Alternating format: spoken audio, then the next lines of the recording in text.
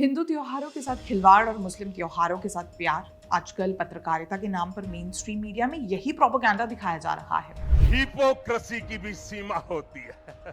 तो आइए आज बड़े बड़े मेन स्ट्रीम मीडिया प्लेटफॉर्म्स की हिपोक्रेसी का जायजा लेते हैं। रमजान का वक्त है, पूरे दिन रोजे रखे जा रहे हैं। ऐसे में मेन स्ट्रीम मीडिया आजकल रोजे रखने के फायदे और नुस्खे बता रही है। लेकिन एक सेकंड, हिंदू त्योहार करवा चौथ पर जब हिंदू महिलाएं पूरा दिन अपने पति की लंबी उम्र के लिए व्रत रखती हैं, तब यही मीडिया हाउस तरह तरह के मेडिकल कारण बताकर उस व्रत में तो खामियां निकालते हैं।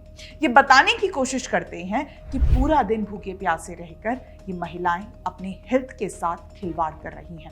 सबसे पहले हिंदुस्तान टाइम्स के इन आर्टिकल्स को देखिए। पहला आर्टिकल 2024 का है, जिसमें ज़राफ्सान शिराज ये दावा करते हैं कि करवा चौथ के व्रत के कारण हार्मोनल प्रॉब्लम्स होती हैं। लेकिन इसी हिंदुस्तान टाइम्स के एक हालिया आर्टिकल में सानिया पवार बताती हैं कि कैसे रमजान का व्रत आपके शरीर में बदलाव लाने में मदद करता है। हिपोक्रेसी की भी सीमा होती है।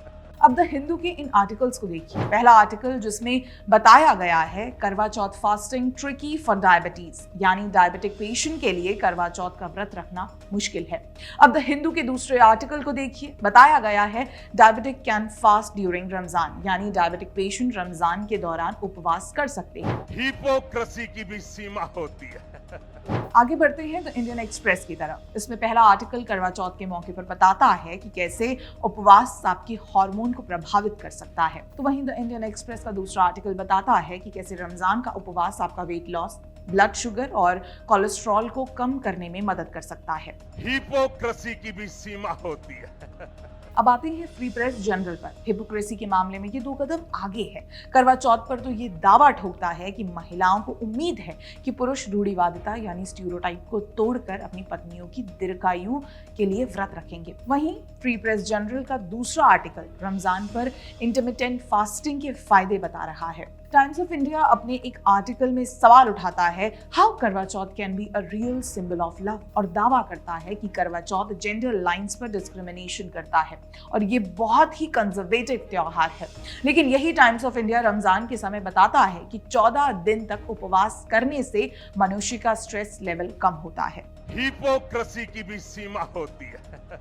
ठीक इसी तरह स्क्रीन पर नजर आ रहे इन सभी बड़े बड़े न्यूज पोर्टल्स के आर्टिकल्स देखिए। भर भर कर हिपोक्रेसी नजर आती है। अब सवाल ये है कि 2 धर्मों में हर बार आपको प्रॉब्लम मेजॉरिटी की धार्मिक मान्यताओं और रीति रिवाजों से ही क्यों होती है? व्रत, उपवास, रोजे का सलीका तो शायद एक ही है ना।